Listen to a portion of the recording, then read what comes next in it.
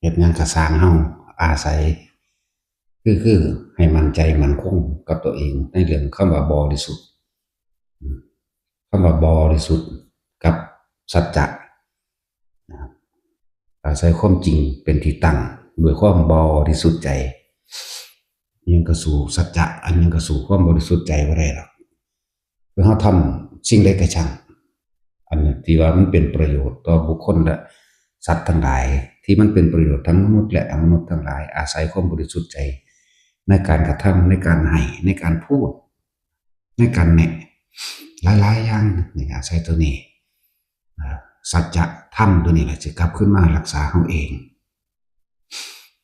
แม้นผู้ใดสิให้ทุกข์แก่เฮาก็ช่างทุกนั้นจงกลับคืนกับบุคคลที่ให้กับเราให้ทุกแก่ท่านทุกนั้นกลับคืนหาตัวเองแหละในธรรมบทอย่างต่างๆมันก็บอกมันก็แนะมันก็สอนไว้เบิดนั่นแหละแล้วคนบ่เข้าไปศึกษาเองความเห็นแก่ตัวความมีมานะทิฏฐิความกระด้างความบ่ยอมดูแล้วจะเป็นไพ่แก่ตัวเองทั้งหมดอย่างเรื่องของนางอุตรากับนางสิริมาเนี่ยนางอุตราเป็นลูกของสุมาณะเศรษฐีแต่ว่าได้ไปแต่งงานกันกับตระกูลเศรษฐีเหมือนกันแหละแต่ว่าเป็นมิจฉาทิฏฐิตลอดมาระยะมาหลายปีสองปีบ่ได้เคยไปทำบุญกับพระพุทธเจ้ากับพระอริสงฆ์ของพระพุทธเจ้าเลยมีตั้งแต่เลี้ยงพวกนักบวชแก้ผ้าบวชแก้ผ้าพวกเช่นหรือว่าได้ทำบุญยังกับพวกนิครนทั้งหกนั่นแหละหรือไปต่อว่าพอที่พอเพิ่นคือสุมาณะเศรษฐีนั่นแหละพ่อนี่บ่หักลูกเลยให้ลูกมาเป็นทาสยังดีกว่ามาเป็นแบบนี้เป็นทาสแต่ว่าขอให้ได้ไปทำบุญกับพระศาสดาเราตั้งมูอริยสงฆ์ได้บอกเรื่องเล่าให้ฟังตั้งแต่ไปสกุลบ่มีความสุขบ่มีความสบายใจอีหยังจักอย่างก็ได้วางแผนกันแล้วต้องสี่ซะนะนางอุตราเนี่ยก็เลยไปก่อนที่สิออกพรรษาเหลือสิออกพรรษาอยู่ประมาณ15 มื้อก็เลยหาวิธีว่าหญิงคณิกาหญิงงามเมืองขึ้นซื้อลือชาติเรื่องความงามมีผู้ใดเนาะเบิ่งแล้วอ๋อนางสิริมาแล้วไปจ้างเอานางสิริมานั่นแหละมาเป็นคนบำเรอผัวแล้วตัวเองขอโอกาสว่าสิให้ได้ไปทำบุญทำทานกับพระพุทธเจ้ากับมูรอริยสาวกตอนแรกก็ยังบ่ยอมเพราะว่ายังไปว่าให้เมียได้อันผัวนั่นก็ดีว่ายิงถอยว่ายิงยังทั่วทีบเนี่ยว่าไปทั่วทีบเนี่ยด่าสมณะหัวโลนทั้งหลายเรานั่นกินแล้วก็นอนบ่เฮ็ดอีหยังบ่มีปัญญาสามารถมีแต่หาขอคนกินเบียดเบียนผู้อื่นทั้งที่กำลังยังหนุ่มยังแน่นนั่นแบบนี้แล้วสมณะทั้งหลายเหล่านั้นมีมนต์กับใจถ้าเว้าภาษาบ้านเฮาว่าไสยศาสตร์มนต์ดำคาถามากินความคืดแต่ว่าบ้านเฮานั่นน่ะสมณะเหล่านั้นมีมนต์กลับใจมีมนต์กลับจิตเป็นพวกกินกอกหลอกลวงแต่ละคนนั่นมีแต่คนแข็งแรงทั้งนั้นเลยเนี่ยนั่นแหละขี้เกียจขี้ข้านหาคอคนอยู่กินแล้วก็นอนบ่เฮ็ดหยังนั่นแหละว่าพระพุทธเจ้าเฮาสุดท้ายก็เลยว่าจังได๋ก็สร้างทดลองเบิ่งเลยไปจ้างหญิงคณิกา10,000กหาปณะเป็นเงินบ่น้อยเด้พวกเจ้า10,000เด้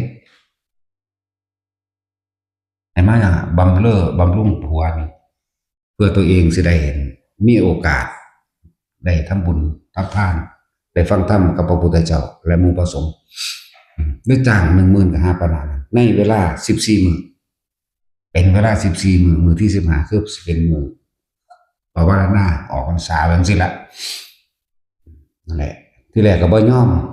ที่แรกผัวก็บ่ยอมแต่ว่านางสิริมามันงามที่ก็เลยพาโตไม่เบิ่งพอแต่เห็นโตนางสิริมากันนะปุ๊บเปลี่ยนใจเลยเอาจะเฮ็ดจังไดเฮ็ดไปเลยอ่าก็จะเอาผู้หญิงผู้นี้นั่นแหละก็ได้โอกาสจัดอยู่คนละหม่องกันนะเฮ็ดแนวบางไว้อยู่หรอกนิมนต์พระเจ้าในมือต่อมากับหมู่สาวกนั่นแหละเพิ่นก็เพิ่นไปกับมันนางสิริมานั่นแหละหมายถึงผัวเพิ่นทางนี้ก็ได้โอกาสครับให้ทานกับหมู่เพิ่นบ่ได้ให้เอาทรัพย์สมบัติอยู่ในเฮือนผัวเพิ่นเด้พอเพิ่นเอามาให้ต่างหากแล้วก็ของเก่าเพิ่นก็มีอยู่แล้วนั่นแหละที่ว่าเอามาทำอาหารจากขนมนมเนยจากหยังนั่นแหละขนมกุมมาศข้าวมะตุปายาตตลอดทั้งอาหารหวานข้าวเป็นร้อยๆอย่างนิมนต์พระพุทธเจ้าของหมู่เราสาวกแม้นเมื่อใดพระพุทธเจ้าบ่มาก็ช่างแต่ขอให้อย่าขาดหมู่เราสาวกเฮ็ดอยู่จังซั่นถึง14มื้อมันมีอยู่เที่ยวหนึ่งนางศิริมาก็หลงตัวเองเข้าใจว่าเจ้าของเป็นเมียเศรษฐีได้อยู่ปราสาท7 ชั้นสุขสบายมีคนใส่มีขาทาสบริวารให้ใส่หลงตัวเองว่าเข้าใจว่าตัวเองเป็นเมียเศรษฐีผู้นั้นตีนั่นเองส่วนนางสิริมะนางอุตราเนี่ยขมุกขมุมอยู่กับการเป่าไฟจุพื้นไฟทำอาหารหวานข้าวนั่นนี่หน้าดำม่อมแม่มเพิ่นเบิ่งเพิ่นน่ะเพิ่นงามกว่าเดี๋ยวเบิ่งกันจังซี่แล้วก็ยิ้มเยาะเย้ยเขาแต่ว่าลืมไปว่าอ้าวมื้ออื่นนี่กูก็เบิดสัญญาตัวนั่นนี่ล่ะความคิดเลวร้ายเกิดขึ้นมื้ออื่นเบิดสัญญาได้นี่เฮ็ดจังไดดีน้อครับรู้สึกว่าติดใจเศรษฐีแล้วเพราะว่ามันความสุขสบายแต่มีขาทาสบริวารหาวิธีนางอันอุตรากำลังเคี่ยวเนยใสอยู่เพื่อเฮ็ดวัตถุประหยัดก็ใส่กระทะเตายันเดือดได้แหละเพิ่นมีความสุขใจอิ่มทุกมื้อของเพิ่นเองเพิ่นก็เรียกว่าแผ่เมตตาขอบุญกุศลที่ผู้ข้ากระทำมานี่ขอผลทานบุญกุศลกรรมดีที่ข้าพเจ้าทำมาจงถึงแด่มารดาบิดาไล่ไปพ่อผัวแม่ผัวตลอดทั้งผัวและหมู่ข้าทาสบริวารทั้งหมดเพิ่นมีความนึกคิดจังสิตลอดทรงพรหมวิหารแบบนี้มาตลอดเด้นั่นแหละส่วนนั่งสิริมาเนี่ยเข้าใจไม่คิดได้ว่าอ้าวมื้ออื่นกูสิเบิดสัญญาได้ไงจำมื้อนี้กูจะต้องทำให้นางอุตราเนี่ยเสียโฉมคิดจังใดแล้วลงมาเว้าดูถูกขาทาสบริวารของนางอุตรามาเรื่อยเขาก็เล่งเบิ่งอยู่แต่ว่าด้วยความที่เพิ่นเป็นผู้มีปัญญาไหวพริบเร็วรู้อยู่ว่าเจตนาร้ายของนางสิริมานี่จ้องตาเขมึงมานี่รู้จักแล้วว่าสิมาเฮ็ดหยังเพิ่นอธิษฐานจิตขึ้นในใจของเพิ่นเลยหญิงคนนี้เป็นคนที่มีพระคุณต่อข้าหมายถึงนางสิริมาที่เฮ็ดให้โอกาสที่ให้โอกาสกับผู้ข้าได้มาทำบุญกับพระศาสดาตลอดทั้งหมู่เราสาวกขอบุญกุศลที่ผู้ข้ากระทำมาจงถึงแด่หญิงคนนี้นั้นด้วยหากว่าแม้นว่านางจะทำอะไรกับเรานี่ขึ้นชื่อว่าหากเราโกรธขอให้สิ่งที่นางทำ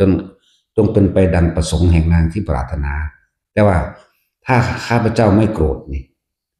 แม้นว่าจะถูกน้ำร้อนลวกไฟไหม้แต่ไฟนั้นน้ำร้อนนั้นก็ไม่อาจสามารถทำอะไรตัวข้าได้นะด้วยสัจจะวาจาอันนี้เนี่ยขอความสุขสวัสดีจงมีแก่นางสิริมาด้วยเถิดนั่นแม้ความบริสุทธิ์ใจเพิ่นแม่มาถึงมันเอาอีหลีที่หม้อหอดมันเอากับกระบวยตักน้ำมันเนยใสนั่นนะที่เขากำลังเคี่ยวให้มันร้อนเทลาดหัวเราเทลาดนางอุตราแต่ว่าน้ำมันเนยใสกลับกลายเป็นสิ่งที่บำรุงผิวสาบซ่านเข้าไปเย็นนั่นแหละสัจจะเข้าใจว่าสัจจะกับความบริสุทธิ์บ่เห็นว่านางสิ โกรธเกลียดกรีดกราดเล่าร้อนยังบ่พวกข้าทาสบริวารของนางอุตราเห็นดังนั้นฝ้าวรีบเข้ามานั่งกระตักอีกกระบวยหนึงให้ลงไปอีกเต็มหน้าแต่ว่านางบ่เคยโกรธเลยนางอุตราบ่โกรธพวกข้าทาสบริวารเขาก็ลุ่มตีเอาตี้ถือตีนเขานั่นแหละบาดนี่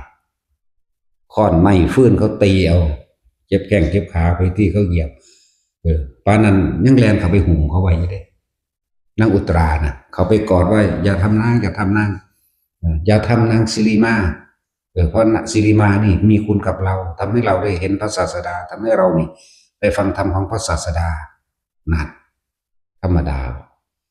ขนาดเห็ดใส่กับขนาดนั้นแล้วนางสิริมานึกขึ้นได้เด้บัดนี้เรียกว่าสำนึกได้ยังดีอยู่ได้สำนึกได้นะสำนึกได้ปุ๊บโอ้เฮาสิไปเฮานี่มีจิตประทุษร้ายเห็นบ่มีจิตประทุษร้ายกับบุคคลผู้ไม่ประทุษร้ายกับเราขนาดนี้เฮานี่เป็นคนเลวมากเลยคิดได้ก็ลุกขึ้นมาขอโทษบัดนี้ขอโทษนางอุตรานะนางอุตราก็เลยบอกที่อันที่เราจะคิดร้ายกับบุคคลผู้ใดผู้หนึ่งทั้งมนุษย์และอมนุษย์ไม่มีเลยนะแต่ว่าขอให้นางอุตราเนี่ยนะได้โปรดอภัยโทษให้กับผู้ฆ่าได้บ่ซั่นถ้าบิดาของข้าอภัยให้ท่านข้าก็อภัยให้ท่านนั่นจริงๆนางบ่โกรธเด้นางอุตราแล้วก็ได้มีความโมโหอย่างน้อยก็บ่มีนั่นแหละเพราะว่าเพิ่นตั้งสัจจะของตั้งสัตยาธิษฐานเลยถ้าเพิ่นโกรธแม้เพียงนิดเดียวนี่ก็ให้น้ำนี่จงทำลายเพิ่นให้มีอันเป็นไปนะแต่ว่าบ่มีนั่นแหละมื้อสุดท้ายมานี่คือมื้อสุดท้ายพระพุทธเจ้าเสด็จเองนั่นว่านางชื่อนางอุตราเนี่ยบอก ถ้าบิดาของเราได้อดโทษให้ท่านเราก็อดโทษให้ท่านแต่นางสิริมาบอกว่าเราไม่ได้คุ้นเคยกับพระศาสดาของท่านก็เลยว่าเราจะเป็นผู้นำให้เองนี่ถ้าเข้าไปอีกเนี่ยว่าธรรมดาเนี่ยนั่นแหละก็เลยแต่งของนั่นนี่เรียบร้อยหมดไม่มากล่อจังหวะพระพุทธเจ้าขึ้นอันขาดโดยอาหารถวายอาหารนั้นนี่แล้วเรียบร้อยล่อจังหวะพุทธองค์ก็ได้ฉันเสร็จเรียบร้อยแล้วนางศิลมากับนางอุตราข้านเข้าไปก็เลยบอกเรื่องเล่าให้ฟังก็เลยบอกเรื่องเล่าให้ฟังว่านี่เรามาตะต้นหมดเด้ก็ได้จ้างหญิงนางนี้นิงคดิกางามเมืองนางนี้เป็นจำนวนเงินถึง10,000กหาปณะเพื่อให้มาบำรุงบริสามีเพื่อจะขอโอกาสได้ทำบุญทำทานกับพระศาสดาได้มีโอกาสฟังธรรมมันตั้งแต่ใหญ่เขามาอยู่บ้านหลังนี้บ่เคยได้มีโอกาสพบหน้าพระศาสดาเพราะมันอยู่ในตระกูลอันเป็นมิจฉาทิฏฐินั่นแหละก็เลยเว้าเรื่องเล่าตรงนี้ว่านางศิริมาเนี่ยได้ใส่กระบวยตักเนยใส่รถที่บนหัวของลูกแต่ว่าก็บ่เป็นอีหยังตักกระบวยที่สองรถที่ใบหน้าของลูกแต่ว่าก็บ่เป็นหยังก็เลยว่าศิริมาในขณะนั้นเธอคิดอุตราในขณะนั้นเธอคิดเช่นไรบ่ได้ว่าคิดในขณะนั้นพระเจ้าค่ะคิดมาตั้งแต่ต้นว่านางศิริมานี่เป็นบุคคลที่มีคุณแก่เราทำให้เราได้ทำบุญทำทานได้พบพระศาสดาได้พบสาวกแห่งพระศาสดาคิดมาตั้งต้นแรกแล้วบ่ได้เพิ่งคิดนั่นสัจจะเห็นบ่ในขณะที่เขาลาดก็คิดอย่างไรนะหากข้าพเจ้าได้โกรธแม้เพียงแค่นิดหนึ่งน้อยหนึ่งแม้เขียนแค่เม็ดทรายขอให้น้ำร้อนนั้นจงทำลายให้ข้าพเจ้าจงมีอันเป็นไปแต่นี่ไม่เคยมีเลยนั่นแหละพุทธเจ้าจำบอกว่าจำเป็นต้องมีสุภาษิตไป ให้ทุกแก่ท่านทุกนั้นจำถึงตัวสิ่งใดจะยิ่งใหญ่เท่ากับสัจจะประเทศอนุปปิกถาบอกเรื่องท่านบอกเรื่องศีลบอกเรื่องภาวนาอานิสงส์แห่งภาวนานางศิริมาบรรลุพระโสดาบัน อะไรนี่ความเป็นมาของว่าหญิงกาลีโสเภณีบรรลุธรรมหรือเปล่าบรรลุได้นี่แหละเพราะว่าเป็นกลับใจนะด้วยความเมตตาของนางอุตราพระศาสดาว่าที่ให้พระศาสดาแม้เราจะโกรธไม่เพียงนิดหนึ่งไม่มีเหมือนดวงบุตรแห่งเราบุตรีแห่งเราหมายถึงนางอุตราแม้อุตราก็เช่นกันนั่นมันสั่นแล้วเลยเกิดความลึกซึ้งซาบซึ้งในธรรมะกับบรรลุโสดาบันในตอนนั้นเลยแหละนั่นแหละแล้วก็เริ่มป่วยมาตะปุ่นได้บัดจึงกลับเข้าไปสู่ซ่องของเจ้าของเองแต่ก็สอนหมู่สอนพวกในหันอีกหลายคนเติบอยู่ได้บรรลุน้ำกันหลังจากนั้นเราก็เลิกอาชีพโสเภณีดอกแต่ว่าเราก็ป่วยเด้เราจึงบอกว่าให้ทุกแก่ท่านทุกนั้นจะถึงตัวและจงถึงตัวของท่าน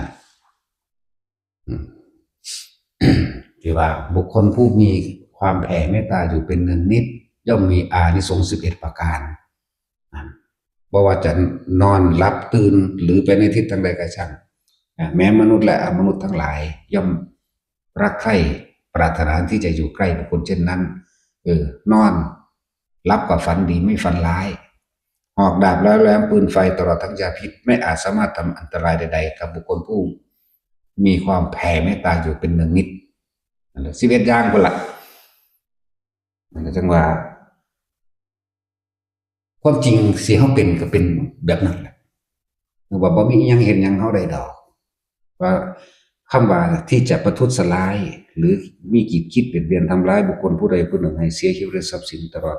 ทั้งคนและสัตว์หรือขัดใจคำว่ามันทั้งมนุษย์และอมนุษย์เนี่ยมันบ่มีเลยมีความคิดเดียวถ้ากูเอาคนเขานิพพานใดโดยมือของกูเองเนี่ยกูจะจับฟาดขึ้นเบิดแต่ว่านี่มันไม่ใช่บ่เป็นธรรมชาติของมันนั่นแหละมันผู้ใดเฮ็ดหยังใส่กระสร้างบ่เคยเป็นหยังบ่เป็นหยังถึงว่าทุกคนมั่นใจในสัจจะความจริงของที่ตัวเองเป็นนั่นแหละสัจจะมันบ่แม่นคาถามันบ่แม่นอีหยังจริงว่าจริงต้องเรียกร้องผู้อื่นเด้สัจจะนี่คือเว้าความจริงออกจากใจของเจ้าของเองออกจากความรู้สึกจริงๆของเจ้าของเองนี่ก็ทั้งนกขุ่มนั่นว่านกขุ่มเท่าดวงเทียนโอ้ยสมัยตะกี้มันสิอยู่ในระหว่างมันบ่แม่นเดี๋ยวนี้เด้ถ้าสิบอกสถานที่ว่านกขุ่มนั้นเกิดอยู่ไส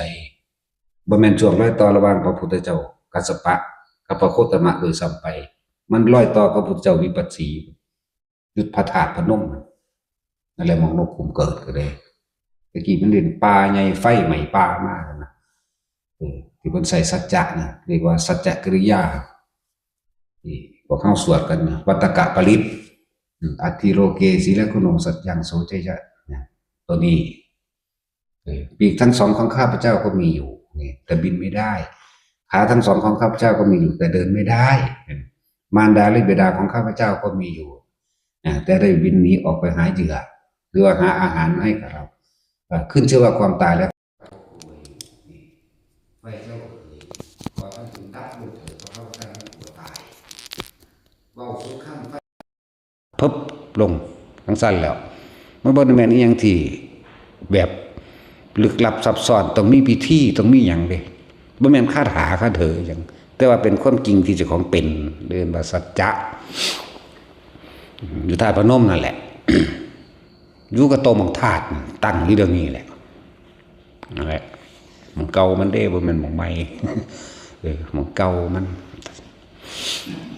จังว่ายังสิสู่สัจจะยังสิสู่ความจริงจังว่าอัน บุคคลที่กล่าวตู่หรือมีความประทุษร้ายในบุคคลผู้ไม่ประทุษร้ายผลกรรมอันเกิดจากการประทุษร้ายกับบุคคลผู้ไม่ประทุษร้ายเนี่ยเขาย่อมได้รับผลของกรรมนั้นๆสืบไปเด้เป็นยังว่าต่ออยู่ว่าอภูตวาทีนริยังอุเปติเห็นเวลาบุก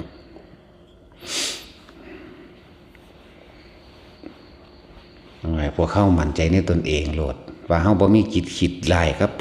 ผู้ใดผู้หนึ่งบุคคลทำร้ายผู้อื่น ผู้มีจิตเมตตาจากว่าบุคคลผู้ทำร้ายผู้อื่นผู้มีจิตเมตตาเมื่อแต่กายทำลายขันแล้วย่อมมีเขาย่อมลงสู่นรกอภูตวาทีนึกยังอุเปติแต่การใส่สัจจะและความบริสุทธิ์อีกคือเรื่องของนั่งมาคันธิยะเมียพระเจ้าอุเทนแล้วก็นั่งอันอย่างหลังลืมซื้อละนั่งยังตัดสินพระเจ้าอุเทนยิ่งธนูใส่ไหมโอ้ยใครแน่กูมีผู้ซอยนะดังนั้นซึ้งลึง ซึ้งลึงอันยกมือจะซื้อเล่นบ่มีสมองนั่นก็เลยตัดสินนั่นก็เลยยกมือเนี่ยบ่จักขับเล่นบ่แม่นนั่นสิตอบให้เฮาเด้จังซั่นแล้วนางมาคันธิยะพระพุทธเจ้าเพิ่นสิไปโปรดพราหมณ์ทั้งสองทั้งผัวทั้งเมียนั่นแหละที่เป็นพ่อเป็นแม่ของมาคันธิยะเพิ่นก็เทศนาเรื่องอสุภะอันแหละส่วนนี้สิยกนางมาคันธิยะให้พุทธเจ้าก็เลยเทศดุจดังว่ากระสอบห่อขี้นั่นแหละเพิ่นบ่เอาเลยผูกอาฆาตเพิ่นเลยอีห่านี่ แทนที่มันสิกลับใจมันก็ธรรมดาเด้แต่มันกลับใจมันฟังนำเพิ่นมันก็บรรลุอรหันต์หมดเด้แม่นธรรมดาตินั่นแหละสองผัวเมียเพิ่นบรรลุอนาคามีได้บัดนี้มันพ่อกับแม่ของนางมาคันธิยะเศรษฐีอยู่หันอยู่นี่ผู้ใดมาขอกับพ่อกับแม่บ่เคยยกให้เลยบัดนี้เลยไปเสนอตัวไปเป็นเมียพระเจ้าอุเทนนั่นแหละได้จังหวะหรือโอกาสพระพุทธเจ้าเสด็จไปตั้งพุ่นหาวิธีการแกล้งจ้างคนมาด่าเพิ่นนั่นแหละจ้างคนมาไล่เพิ่นไปบิณฑบาตทั้งใดก็เขาก็ไปโห่เขาก็ไปไล่อยู่เพราะฉะนั้นเสียงอึกทึกคือโคมพระอานนท์ก็ส่วนหนีพุทธเจ้าว่าถ้าหนีไปเมืองอื่นแต่เขาไล่อีกเฮ็ดจังไดหนีไปอีกพระเจ้าค่ะหนีไปเรื่อยๆหนีไปอีกพระเจ้าค่ะไปเมืองนั้นก็อะไรไปเมืองนี้ก็อะไรเฮ็ดจังไดเนี่ยพระเจ้าจะบอกว่าปัญหาบ่ได้มีให้หนีปัญหามีไว้ให้แก้เพราะปัญหาทั้งหลายนี่ขอให้เป็นดุจดังว่าหินรับปัญญาให้แก้ตามความเป็นจริงอะไรก็ช่างไม่อาจสามารถสู้สัจจะได้ความจริงได้นี่นั่นแหละก็เลยบ่ได้หนีเฮ็ดพระพุทธเจ้าบ่ได้ที่บาดนี่ไปเฮ็ดสาวกเพิ่นที่นางสามาวดีกับหมู่สาวกกับมวลบริวารเพิ่นเอง500นะหาวิธีหลายเรื่องหลายเล่าดอกหาวิธีสิฟ้องกันพระเจ้าอุเทนผัวเพิ่นหาเรื่องว่านางสามาวดีเนี่ยมักพระพุทธโคดมก็ฮู้อยู่แล้วนางสามาวดีเราเป็นโสดามาตะเกิดพุ่นแล้วบ่ฆ่าสัตว์มาตะเกิดทำทาได้ไก่มาเนี่ยทำทาเอาไก่เนี่ยเอาไก่เป็นบ่แม่นไก่ตายบอกว่าอัน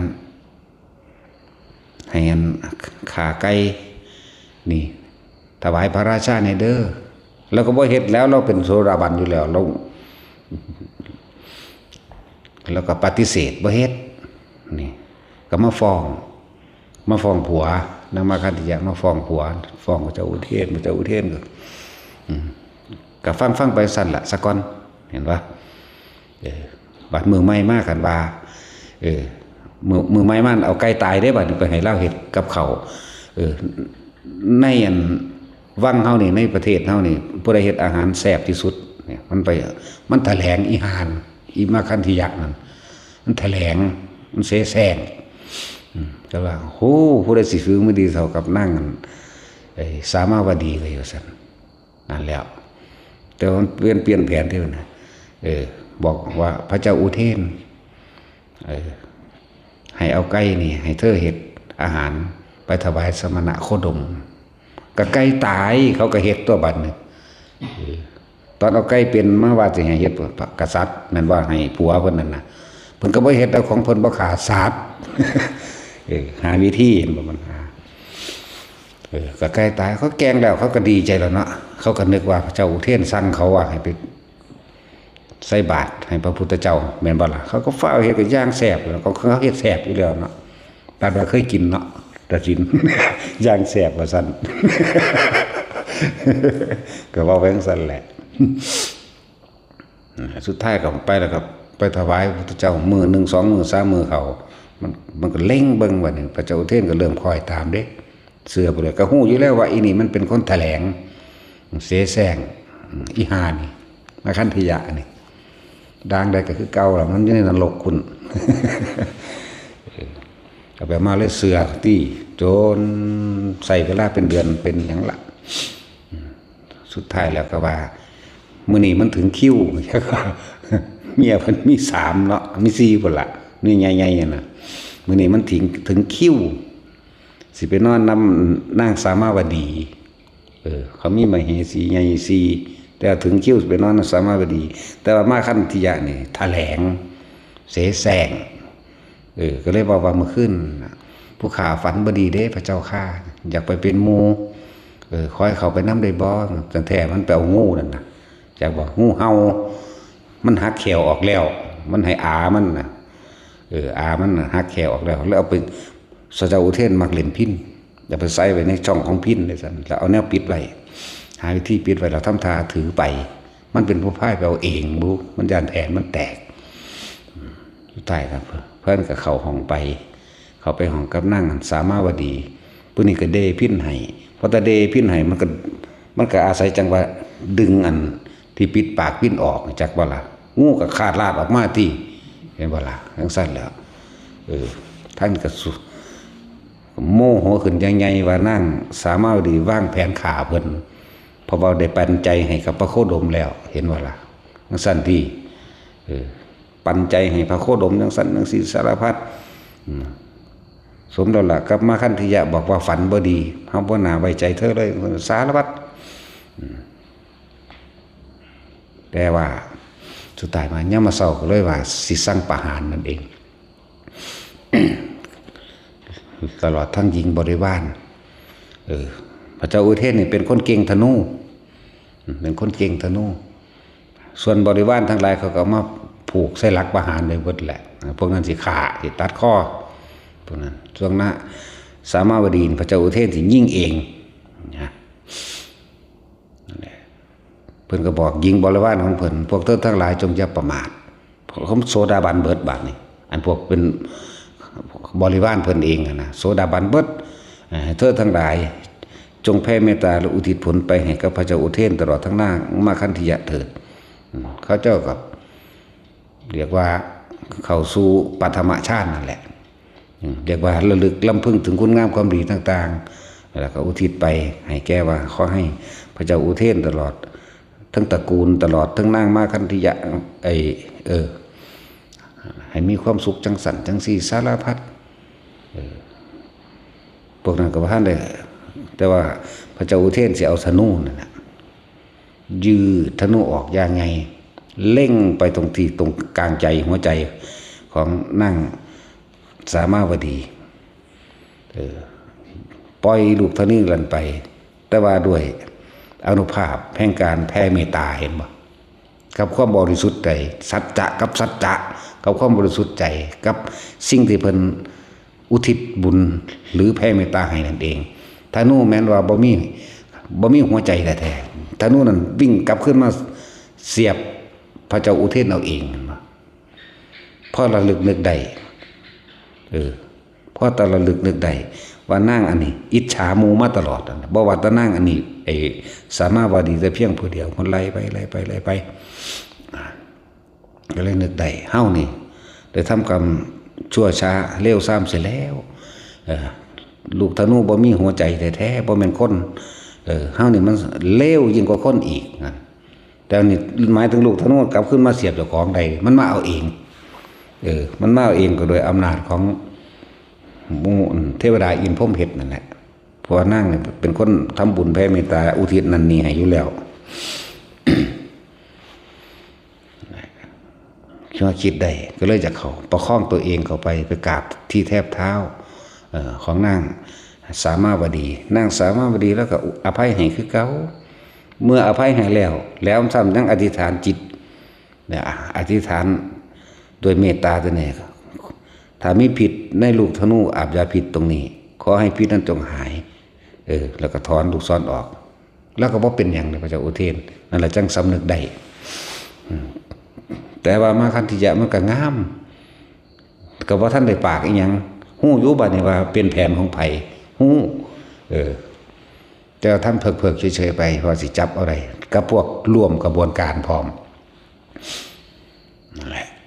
มื้อนึงเกิดกบฏชายแดนได้ออกไปสู่รบอยู่ชายแดนเนี่ยก็เลยจัดแจงนั้นนี่ไว้ นางมาคัน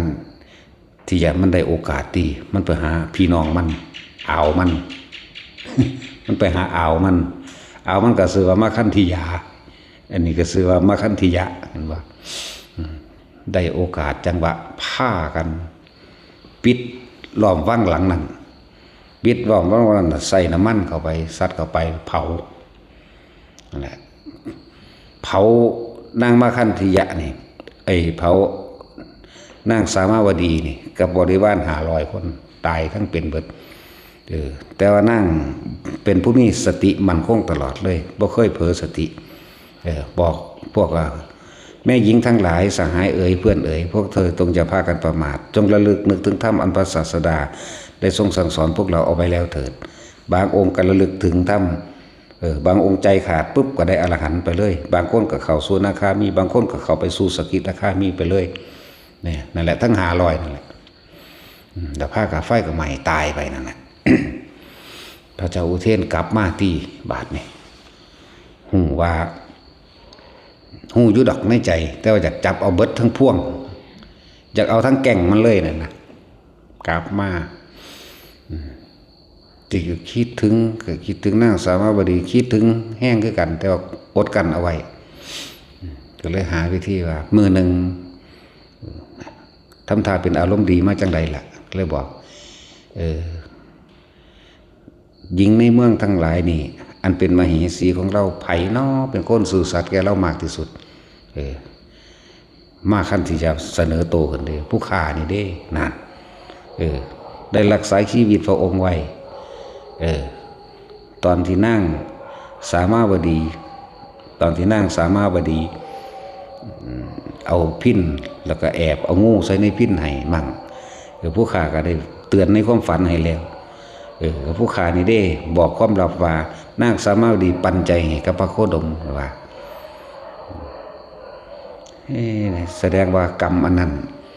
เหตุให้นางสามาวดีถือไฟใหม่แสดงว่าบาปกรรมของเธอนะสิบาปกรรมของเธออีหยังผู้ฆ่านี่ลงมือเผาเองว่านั่นเห็นมันออกมาแล้วก็เลยพระเจ้าอุเทนกับทำทาวาคือกันระบาดเนี่ยโอ้เดี๋ยวสิให้รางวัลเดี๋ยวสิให้รางวัลบ่มีผู้ใดซื่อสัตย์กับเฮาเท่ากับเธอเลยญาติพี่น้องเธอมีเท่าใดแล้วผู้ใดเป็นผู้ทำคุณงามความดีอันนี้ให้เธอไปเรียกมาให้เบิด เห็นว่าล่ะเพิ่นก็ไปเอิ้นอาเพิ่นมาอานี่เป็นผู้ลงมือจุดไฟเผาอานี่เป็นผู้นั้นผู้นี้ก็เว้าไปเว้าเอามาให้เบิดเด้อเอามาให้เบิดบัดนี้ผู้บ่แม่นญาติผู้บ่มีส่วนร่วมก็เอาเงินจ้างเขาว่าเป็นญาตินะโคตรช่วยบ่มึงบาดนี่ หมู่เดียวกันแต่ว่าบ่ได้มาฮู้จักหยังนำก็เลยอยากได้รางวัลเด้ซั่นก็จ้างเขาหั่นน่ะดำ1ก็หาปณะ2ก็หาปณะบาท1 2 บาทมึงเอิ้นเอากูนี่เด้อมึงเอิ้นเอากูนี่เด้อนะบ่ยากหรอกเพิ่นก็ไปรับสินบนน้ำเขาอีกเด้จ้างมาเป็นญาติเห็นบ่นี่เสียก็รวมมาทั้งเบิดตี้บัดนี้ผู้ฆ่าเป็นผู้ลงมือเผาผู้นี้เป็นผู้เฮ็ดนี่ผู้นี้ไล่ไปได้บอกรายละเอียดบาดสุดท้ายแล้วก็ให้ทหารจับซ้ำทหารพวกเสนาหมาดทั้งหลายนั่นจับมัดศอกไว้เรียบร้อยก็พูนแล้วเอาไปล่านประหารกลางแก่งที่พวกญาติทั้งหลาย แล้วก็บ่เป็นญาติก็สร้างมึงสิมาสารภาพยังมึงไปจ้างเขามาว่ามึงอยากเป็นญาติแล้วเขาก็ประหารมาเลยที่ส่วนนางมคันธิยะพระเจ้าอุเทนทอดเนื้อจะปาดเอาเนื้อเด้ปาดเอาเนื้อแขนเนื้อต่างๆนั่นแหละมาทอด เรายัดเนื้อแต่ของเองให้กินเราแค้นว่าล่ะสลัดละเอียดนึงก็คือบาปกรรมตัวเองนั่นแหละกินเนื้อเจ้าของที่เขาปาดเอาเนื้อแขนเนื้อขามาเขาก็ฝังลงเครื่องตัวได้ปาดอะไรทอดเนื้อเพิ่นเองแหละแดกเข้าไปในปากมันไหลมันหย่ำนั่นใช่ละนี่คือพระเจ้าอุเทนเฮ็ด เพิ่นยังบ่ได้หูจักว่าเพิ่นมีความผิดอย่างเด้เพิ่นยังลำพึงลำพันอยู่เด้ว่าเฮามีความผิดหยังเฮาเป็นคนจงรักภักดีครับพระเจ้าอุเทนเฮาเป็นคนบ่มีผู้ใดที่จงรักภักดีแกงสั่นทั้งเขียดทั้งแค้นทั้งหยังนั่นแหละสุดท้ายแล้วพระเจ้าอุเทนจุดไฟเผาทั้งเป็นเด้ปาดเนื้อปาดหนังเดี๋ยวปาดมาแห้งล่ะปาดมาทอดแดกใส่ปากมันนั่นล่ะเผาทั้งเป็นนั่นแหละนี่เห็นบ่เฮ็ดกับเขาแนวใดก็ได้แนวนั้นเอาเฟืองมาเผาดิบ่ได้ให้ตายง่ายได้เผาอูดเพราะตอนนั้นมันสิตายเด้เขาเอาออกใหม่อยู่เพราะตอนนี้มันก็ลำพึงลำพันแต่พอมันนั่นแหละคิดถึงพวกนางสามาวดีก่อนสิตายจักสิสำลักควันแน่จักสิหยังแน่เนาะแล้วตายก็ตายพระพุทธเจ้าปานนั้นยังงั้นเมตตาอยู่เด้เกิดกลายเป็นพุทธนิมิตมาปรากฏขึ้นเพราะไอ้นางระลึกนึกได้แล้วขอขมากรรมอันนั้นตริกรรมมันทำแล้วล่ะเพราะมันฆ่าพระอริยโสดาบันขึ้นไปแล้วแม่นบ่อันนั้นตริกรรมมันเฮ็ดแล้วแต่พระพุทธเจ้ายังมีความเมตตาปรากฏพุทธนิมิตเกิดขึ้นความหมายของเพิ่นน่ะเพิ่นสิซื่อว่าให้ขอขมาพระรัตนตรัยให้ขอขมาพระพุทธเจ้าก็จะทำนิกทันเหทันกรรมให้เหมือนกันกับเทวทัตเทวทัตมันยังสำนึกได้แม่นบ่ล่ะสำนึกได้นะถึงพุทธธรรมสงฆ์ได้แล้วนี่เปลี่ยนจากมิจฉาทิฏฐิเป็นสัมมาทิฏฐิโดยการถวายกระดูกข้างขณะนั้นแผ่นดินก็ดึงปึ๊ดลงไปแน่กรรมอันใดได้เฮ็ดไปแล้วมันก็คือเก่ามันแก้บ่ได้แล้วอันนั้นตริกรรมอันนี้ก็เพิ่นสิให้แก้ตัวนี้แก้ความเห็นผิดแก้มิจฉาทิฏฐิแต่ว่ามันบ่ว่าที่มันเหลียวเห็นหน้าพระพุทธเจ้าเป็นน้ำบักห่านี่แหละมันว่าธรรมดาบ่นักก็เก่าอีกโอ้ยอีหามเอ้ยแทนที่มึงสิลงนรกซ้ำหนึ่งมึงเสือกลงแสนพระพุทธเจ้าพุ่นน้อว่ะเล่นหนักก็เก่าเพราะพวกบริวารทั้งหลายเรากับนั่งสามาวดีทั้งหลายมิตรพระอริยะเจ้าเด้นะนั่นแหละถ้ามันนั้นกิจกรรมฆ่าพระอริยะเจ้าบางองค์เพิ่นบรรลุอรหันต์เด้ในขณะที่พิจารณาไขควรก่อนที่สิ้นใจนั่นแหละทั้งสันเป็นอรหันต์หลายเด้บางพวกก็เป็นอนาคามีเด้บางนี่ก็ได้สกิทาคามีทั้งสั้นแล้วเขาบ่มีอาฆาตได้ล่ะเงยหน้าขึ้นพุทธเจ้าปรากฏพุทธนิมิตขึ้นแทนที่มันสิขอโทษขอขมาแล้วก็เปลี่ยนจากมิจฉาเป็นสัมมาทิฏฐิได้ก่อนมันสิตายมันเสือกว่าเป็นน้ำบักหานี่แหละว่าซั่นนั่นแล้วเขาก็สุมไฟใส่คือกันที่บัดนี้มันเผาเขาเนาะพระเจ้าอุเทนก็สั่งเสนาอมาตย์สุมไฟใส่มันตายอย่างทรมานเหมือนกันนั่นแหละเล่นหนักเลยนั่นแหละจึงบอกว่าให้ทุกข์แก่ท่านทุกข์นั้นย่อมถึงตัวทุกคนมีโอกาสแล้วแต่ว่าไม่เคยให้โอกาสตัวเองสั่นแต่ว่าพวกเขาเฮ็ดยังกระสร้างให้ถือความซื่อสัตย์สัจจะหมายถึงซื่อสัตย์กับตัวเองตามความเป็นจริงแล้วก็สัจจะหรือสัตธรรมซื่อสัตย์ต่อความเป็นจริงกับโลกนี้กับทุกๆคนที่เขาเฮ็ดเพราะว่าสิเป็นทั้งในอดีตและกับปัจจุบันเขาจะเว้าเรื่องอดีตเขาก็เว้าเรื่องที่มันเป็นความจริงไปตลอดสัจจะตัวนี้สิกลับมารักษาเขาเองเดี๋ยวจึงวันนี้ทุกคนเด้อบริสุทธิ์ใจพยายามให้รักผู้อื่นเสมอตนและตนเสมอผู้อื่นบ่คิดทำร้ายและเบียดเบียนตลอดทั้งมนุษย์และสัตว์นั่นหรือทั้งมนุษย์และอมนุษย์ทั้งหลายให้เสียหายชีวิตและทรัพย์สินบ่ให้มีจะเฮ็ดเพราะทุกอย่างที่เรากระทำออกไปล้วนแล้วแต่กลับขึ้นมาหาเราเหมือนเดิมมันบ่ไปใส่มาหาเฮาคือเก่าเด้ยังไงทุกเน้นนั่นว่าพวกบ่ว่าดีบ่ว่าเลวไงมันก็ขึ้นหาเฮาไหมแล้วสิเอาอีหยังกับมันทั้งเลวและดีนี่เฮาสิบ่เอาอยากว่าส่งอารมณ์อันเป็นกุศลไปเลยส่งฌานไปเลยเจริญฌานไปเลยเฮ็ดไปเลยมันเต็มของมันเป็นของมันดอกโดยที่เฮาบ่อยากเป็นอย่าลืมคำสอนพระพุทธเจ้าทุกพระองค์เน้น สัพพปาปัสสะอาการะนังกุศลสูปะสัมปทาสจิตะปริโยทวนังเอตังพุทธานาศาสนังพระศาสดาสัมมาสัมพุทธเจ้าทุกๆพระองค์ย่อมสอนอย่างนี้ย่อมแนะนำอย่างนี้จงทำจิตให้เขารอบปลอดจากอกุศลทั้งปวงแล้วยังกุศลให้เกิดเถิดนี่เมื่อเฮาส่งอารมณ์มันเป็นกุศลหรือทำสิ่งใดก็สั่งที่เป็นบุญเป็นกุศลจับหน้าเดียวเลยโดยไม่ต้องหวังอีกอย่างเลยนี่แหละเมื่อถึงเวลามันเต็มแล้วมันก็เป็นของมันเองแม้นว่าจะเป็นก็เป็นบาดนี้สั่นแหละเราจังเน้นย้ำให้ทุกๆคนมีความซื่อสัตย์กับเจ้าของแล้วก็ซื่อสัตย์กับผู้อื่นพร้อมก็เบิ่งเอานำบุคคลที่ควรปลอบก็ปลอบบุคคลผู้ควรขู่ก็ขู่บุคคลผู้ควรข่มก็ข่มให้ดูคนด้วยบาดนี้การอภัยถ้าถึง3 ครั้งแล้วนั่นหมายถึงว่าไม่ต้องให้อภัยเขาใจว่าล่ะแต่ว่าเฮาหลีกเลี่ยงออกเพราะบุคคลทั้งหลายเราจะกลับมาเป็นภัยแก่เราเองธรรมดาแล้วพระพุทธเจ้าสิเว้า2 เทื่อ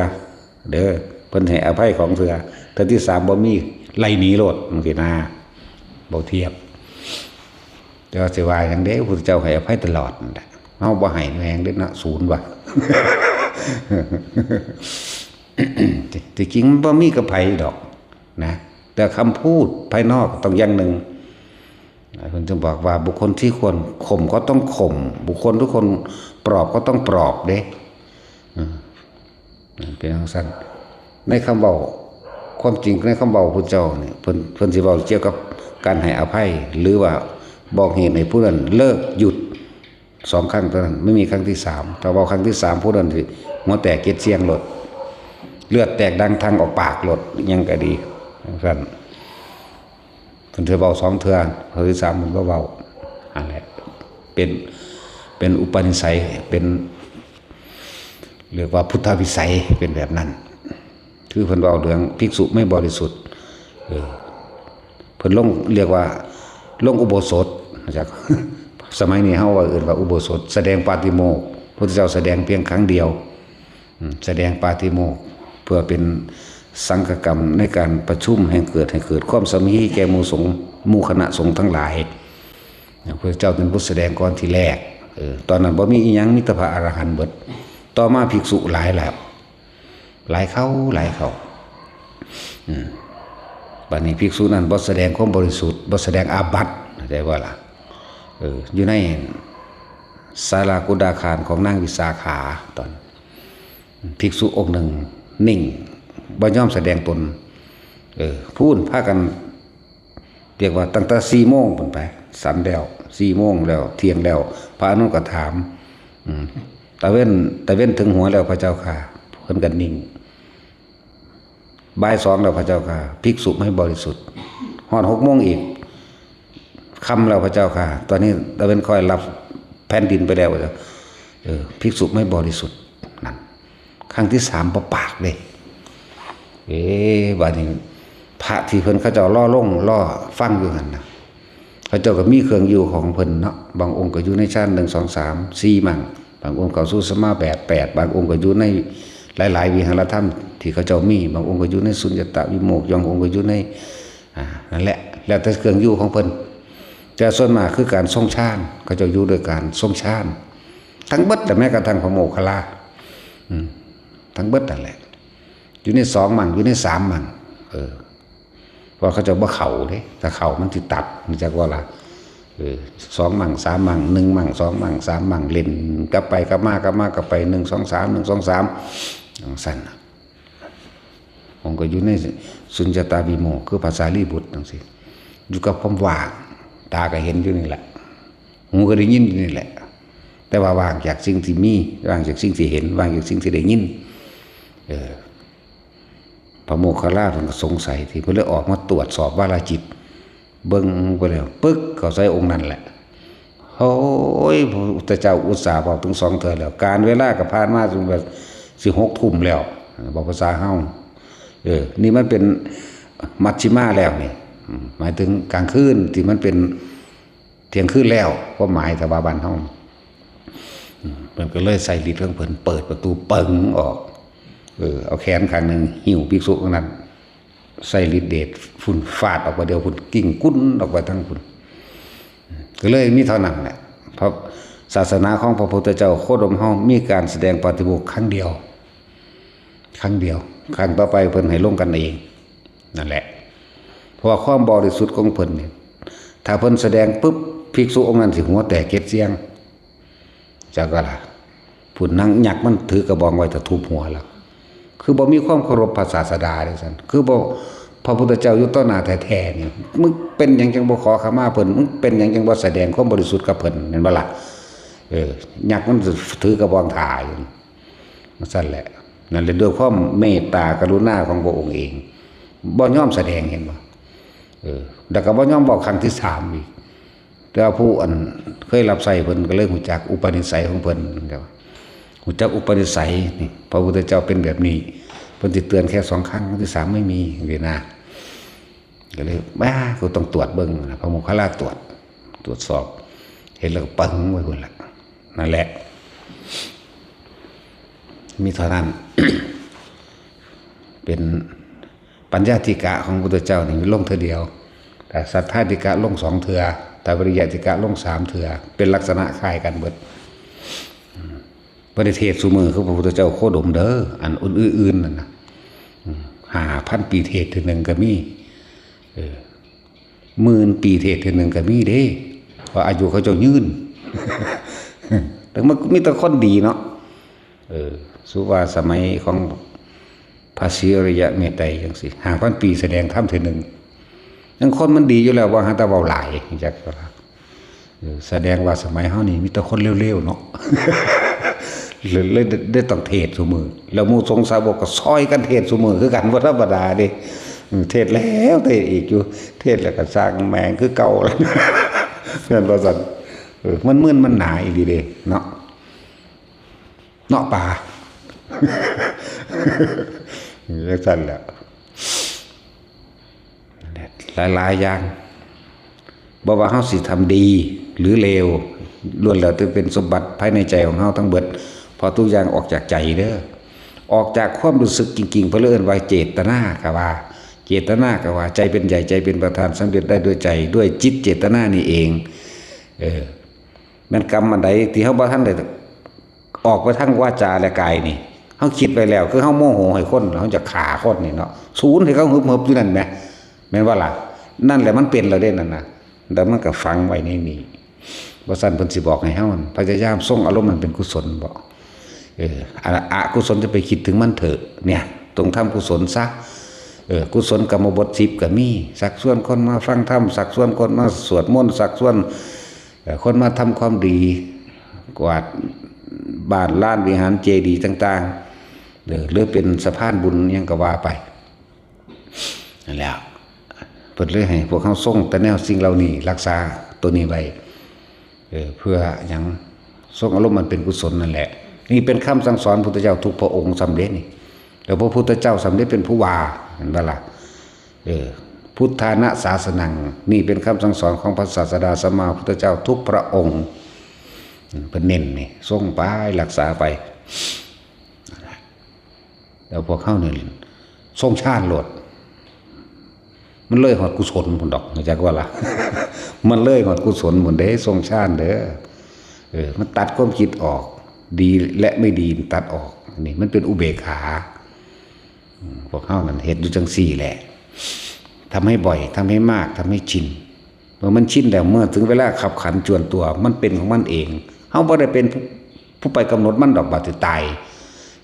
แต่ว่าด้วยความเคยชินของมันที่วิ่งเข้าสู่ลมหายใจปุ๊บวางปั๊บตายปั๊บก็ไปแมงโลดรู้จักว่าล่ะจักสิไปใส่แล้ว แต่มันตายในลมหายใจใดนี่เพราะอันนี้เป็นเครื่องอยู่เด้อปีติชาภคุโรนี่ปีติสุขเอกคตานี่มีปีติมีปราโมทย์มีความเบิกบานอิ่มเอิบอยู่จังซี่ตลอดมันเป็นอุเบกขาของมันอยู่แล้วเป็นเครื่องอยู่หยังอยู่ของความคิดบ่ให้เอาความคิดไปอยู่กับบุคคลสัตว์สิ่งของพวกนั้นเรื่องนี้อดีตอนาคตเกิดปึ๊ดนั่นแหละเฮาจึงว่าเน้นบาดสิตายมาเนี่ยเข้าลมหายใจคือเก่าบาดสิตายมามันก็จับลมเองนั่นแหละเข้าสู่ความว่างนั่นแหละเวลาขับขันหน้า เพราะว่าผู้ใดอยากรู้จักความว่าง สูดลมหายใจเขาลึกๆเรากั้นไว้อย่าคิดหยังแล้วก็เพ่งเบิ่งปลายดังเจ้าของเองบ่ต้องคิดนั่นแหละบัดใจจะขาดมันหายใจเข้าคือเก่านั่นแหละผู้ใดอยากรู้จักความว่าง นั่นแหละบาดสิตายมันก็เป็นของซั่นเองดอกมันบ่มีหม่องอื่นเป็นที่พึ่งได้แล้วอีกอย่างนึงครับเกิดจากความชินชำนาญที่พวกเขาฝึกตัวเองนั่นมาแหละมันก็เป็นของมันโดยอัตโนมัติดอกแล้วผู้ใดเจริญอานาปานสติลมหายใจเราใส่อาการปิติที่เขากำหนดขึ้นมานี่เป็นเครื่องอยู่นะบ่อยมากชินเห็นว่าชินไม่ต้องจะคิดไปทางอื่นก็สร้างบัดนี้แต่ความรู้สึกเขายังมีอยู่นี่ความรู้สึกยังมีอยู่หน้าผากนี่ดื้อหัวกระช่างหน้าผากกระตามนี่คิดก็คิดไปเถอะความรู้สึกมันบ่ออกจากกายนี่จากวันนี้กายเวทนาจิตเวทนากายมันยังอยู่นี่อยู่เป็นอุเบกขา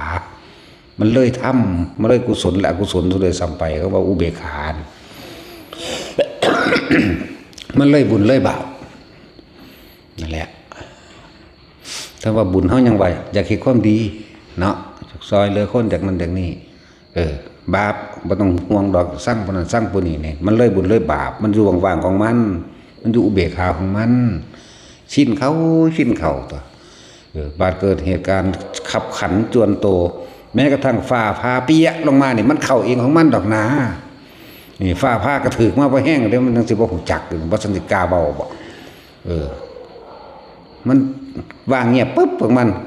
ออกมาแล้วจังหูจักเอาฟ้าผ่ากูหัวด่ะขนาดนั้นเด้จากบอกคนมันเลยตายมา3-4 เทื่อแล้วเด้ว่าสันสิเงินไผเป็นบ่เนาะตาย1ตาย2ลงนรกตลอดลงนรกบ่ได้ไปดีดอกกูนี่ถึงวายท่านน่ะแล้วความรู้สึกตอนอยู่ในนรกก็เว้าออกมาแจ่มแจ้งกระดอกเป็นแบบนี้ไล่เป็นปลาจากชีวิตโหหลายคักเลยวันธรรมดาเนี่ย โดยเฉพาะปลากบปูบักหอยเนี่ยสัตว์เหล่านี้แหละเป็นงัวอยู่10 ชีวิตสั่งเขาขา10 โตงัวหน่อยงัวเผา งัวกระขาเด้ทางว่ามันจะของขาแต่ของเป็นผู้สร้างแต่ว่าเบิ่งบ่ได้จักว่าจะมันเป็นยังนั่นแหละเบิ่งบ่ได้เห็นผู้อื่นขาก็เบิ่งบ่ได้มันสะเทือนทางในของมันเองแหละหนีรถถ้าไปเสือกไปสร้างตั้ง10 ตัวรถนี่แหละแต่ว่าก็พ้นไปแล้วล่ะเขาก็ดีไปใส่ให้พอแห้งล่ะยังแต่ใส่ติ่งแตกแล้วเสือกบ่ไปพานั่น15-16 มื้อนั่นแหละแล้วเขามาพานี่ตีอันนั้นมันกำใหญ่เนี่ยมันขาค้นนั่นผมคล้องซาที่แล้วหรอกแล้วนั้นเอาเขาไปเสียบไม้ล้าวแหลมไปข้างกำแพงด้วยสันนั่นแหละจะไม่ล้าวแหลมพวกนั้นหลายอยู่ประมาณ10,000 หรือ100,000นั่นแหละจื้อบ่ได้คักอันนั้นเขาเลยมาพาเขาขึ้นทั้ง4แหละตายที่3ต้องไปสวรรค์อยู่ไปเบิ่งนั่นเบิ่งนี่ไปตายที่4จักมาขึ้นหาแม่ยังบ่สันติวาวะ ทุกคนเฮ็ดให้มันชินสำนาญหลดเด้อแต่จุดอุณโลมหายไปแล้วปึ๊บเนี่ยความรู้สึกตัวเขาเอามาเขากำหนดมานี่เรียกว่าฐานที่ตั้งแห่งจิตอย่านี้ออกจากฐานนั่นเป็นเครื่องอยู่เฮาสิจับลมหายใจตลอดมื้อตลอดคืนที่แรกเฮามาฝึกมันก็ต้องจับซะก่อนแหละต่อมาฝึกไปแล้วให้หาเครื่องอยู่โดยการอยู่กับอาการปิตินี่เป็นเครื่องอยู่กับความรู้สึกตัวนี้เป็นเครื่องอยู่นะบัดนี้ทำงานไปแต่ความรู้สึกมันก็ยังมีอยู่พอลมหายใจมันปล่อยเองไปแล้วความคิดมันบ่จากใดเป็นหยังบ่จากนั้นนี่หยังมันก็ขึ้นมาเองบัดนี้ทำงานก็บ่เมื่อยเด้ทุกคนสงสารนะ1-2 1-2ก็หั่นแหละแต่วันนึงมันสิมีลมหายใจส่วนมากก็2-3 แต่คนชินแล้วเด้นั่นแหละ2-3 อยู่หั่นแหละ2คืออยู่นี่อย่างเดียวหูตาได้ยินเบิดนั่นนี่รู้เรื่องเหมือนกัน3นั่นจิตเบากายเบาโจโล แบบนั่นสิบอกว่าตื่นดอกเย็นจิตใจแบบเป็นโล่งๆเป็นว่างๆนั่นแหละ เป็นบ่มีสุขมีทุกข์อีหยังดอกนั่นแหละมันบอกตัวนี้บ่ได้ถ้าบอกได้ผู้ใดเป็นแล้วนั่นหาคำมาเทียบยากคือหยังนี่เด้มันสันเป็นคำเว้าคำพูดบ่ได้เดี๋ยวมันแปลกประหลาดนั่นแหละ คำว่าว่างมันสิอธิบายว่าจังได๋เด้อนี่ก็ยังมันบ่มีคำอธิบายเนาะอากาศนี่มีอยู่นี่ว่างนี่อธิบายว่าจังไดเอานี่เนาะ สีขาวบอกก็บ่แม่นอีก อากาศสีขาวเด้อก็บ่แม่นอีกนี่มันมีอยู่นำเฮานี่แหมเฮาก็สัมผัสด้วยมือเฮานี่แหมแม่นบ่ล่ะนั่นแล้วว่างมันสิเอาหยังมาว่านั่นแหละมันเป็นของมันดอกเฮ็ดไปเถอะให้ก็เลย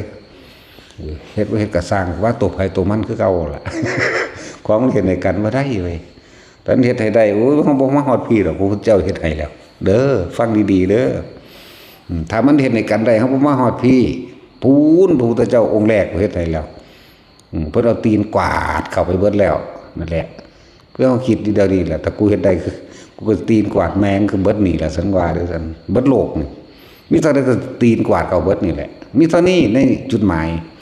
นั่นแหละเอาสมาทาน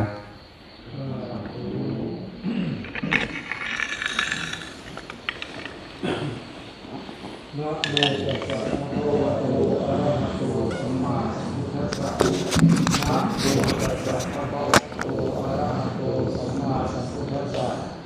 นะโมตัสสะภะคะวะโตอะระหะโตสัมมาสัมพุทธัสสะอิมาหังภะคะวาอัตตภาวังตุมหากัง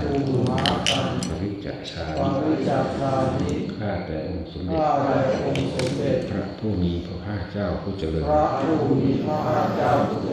พุทธเจ้าทั้งหลายมอบกายถวายชีวิตแด่องค์สมเด็จพระสัมมาสัมพุทธเจ้าข้าพุทธเจ้าทั้งหลายขออาราธนาบารมีพุทธเจ้าทุกๆพระองค์